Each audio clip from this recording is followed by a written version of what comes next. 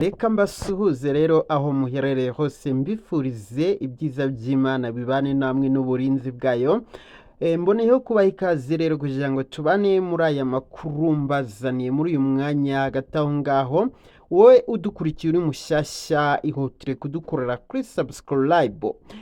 Hanyuma kandi mwese mubana natwe mujye mwibuka ugifungura video yacu cyangwa inkuru yacu ugiye wibuka kudukandira kuri like kuri ako kantu kameze nk'igikumwe uzajya ubukoze cyane turabigushimiye. Reka tugende n'inkuru rero turimo kubona irimo kuvugwa mu karere ka Nyaruguru.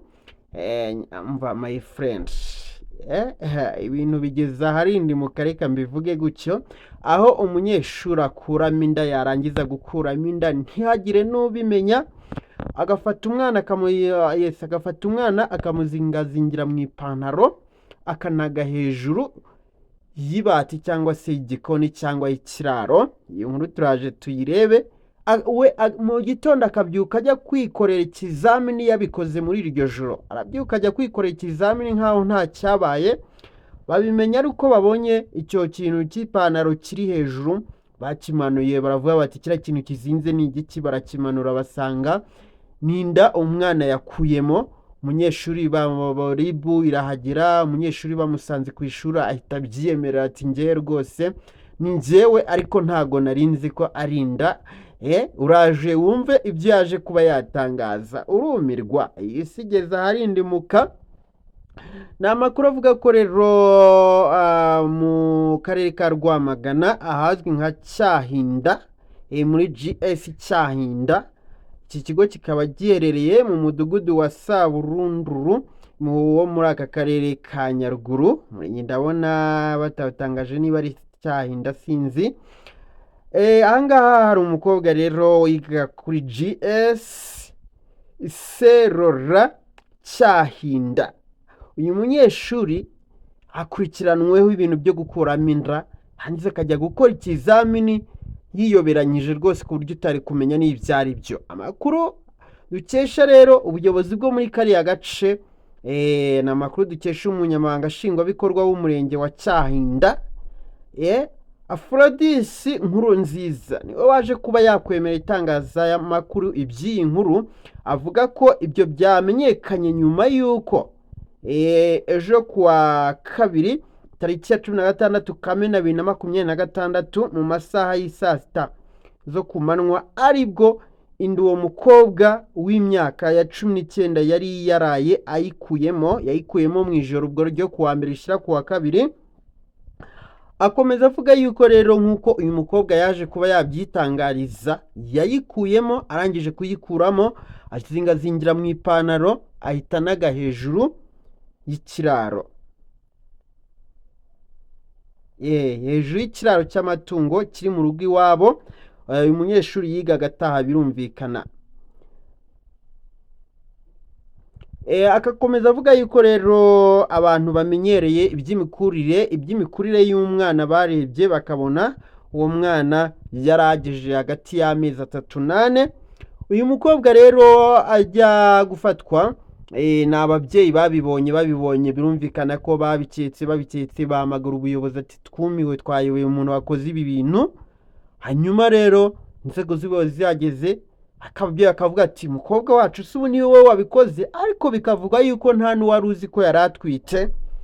Umukobwa ari bimusanga ku kigo arimo gukora ikizamini, bagezeyo ahita abyemera, ababwira yuko ngo yari ari mu gikoni atetse yumva aguwe nabi, agiye muri toilette ngo abona nibyo ngibyo bije, ngo ayoberwa ibyari ibyo, anaga hejuru y'iki, ngo anaga hejuru y'icyo kiraro. Kuke ariko ukumva nyine ni ukwisobanura kuko ko atashyize muri toilette cyangwa se biteye ubwoba. Umukobwa rero agakomeza avuga yuko bamubajije uwamuteye inda, akomeza avuga yuko atazi uwamuteye inda, ahubwo ngo yagiye kwahira agahura n'umuntu atazi akamufata ku ngufu, akumva ko nta ngaruka azagira, ntiyirwa nabitangaza, ntiyirwa nabibwira ababyeyi. Ariko ibi byose yarabeshyaga. Hari umuturage utuye hafi y'iki kigo utashatse kwivuga amazina watangaje yuko uwo mukobwa ashobora kuba yaratewe inda n'umwe mu barimu bigisha kuri icyo kigo. Ariko wabyumvishe abantu bararakaye. Abakuze barabizi, burya tujya twumva bavuga yuko rwose ibintu by'inda biryana, kubyara gukuramo inda biryana ku rwego rwo hejuru.